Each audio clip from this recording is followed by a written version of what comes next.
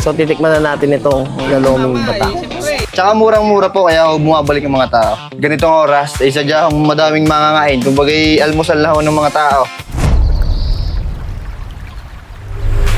Naglakbay tayo ngayon ng malayo para lang pumunta sa isang probinsya, sa isang liblib na lugar. Dito sa Batangas para matikman ang pinagmamalaki nila Legit na loming Batangas. na dinadayo ng mga tao at pinipilahan. Ang dami natin tinikman na lomi sa Maynila. Pero iba pa rin yung lomi ng mga Batanggenyo talaga. So ano pa hinihintay natin? Let's go! Kaya Food Vlog. Kaya Food Vlog. So, mula doon sa dulo hanggang sa dulo nito, lahat yan, kakain ng lomi. Dito lang sa Dakis na matatagpuan, dito sa Maugat, West Padre Garcia, yan, Batangas City. So, pasok tayo sa loob at tingnan natin kung paano inihahanda yung masarap na loming Batangas dito sa Dakis. Let's go! Boss, na ilang kilo kayo ng noodles sa araw?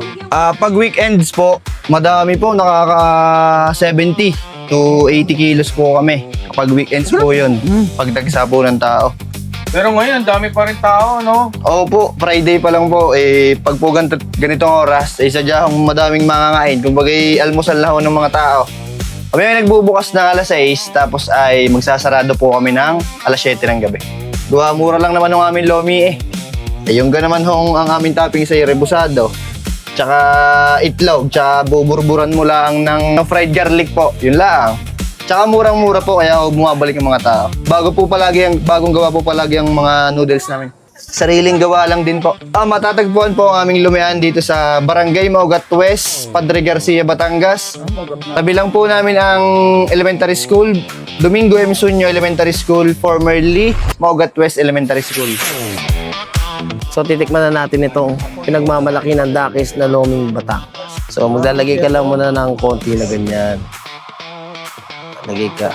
So simple lang yung lomi nila.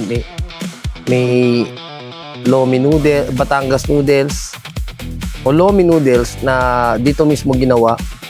Tapos may rebusado na inabuso namin talaga ng husto kanina. Ginawa namin cornic.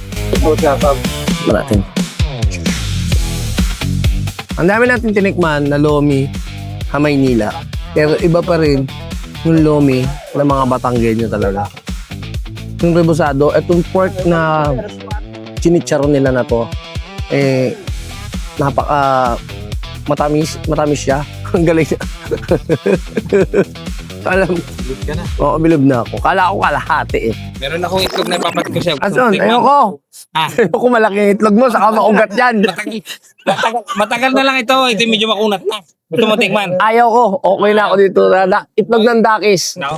Yan, sa mga kababayan ho natin diyan na gusto matikman ng loming Batangas, legit na loming Batangas, dumaya na po kayo din sa amin na talagang sulit na sulit po ang inyong dadayuhin. Yan, kahit taga-saan po kayo sa sulok ng Pilipinas, dayuhin nyo na po. Hindi po namin kayo papahiya. Sobrang natutuwa po kami at galak po ang aming mga puso dahil bumabalik ko kayo. Facebook page po ng aming lumian ay Dakis Kitchen and Lomi House. So ayun, tikman na nga natin yung authentic loming Batangas ng Dakis at talaga naman napakasarap. Nakita nyo naman yung mga sasakyan, napakahaba ng pila, pero iniintay pa rin nila yung mga order nila. So palagi niyong tatandaan, palagi mag-iingat dahil love kayo ng Daddy Ray.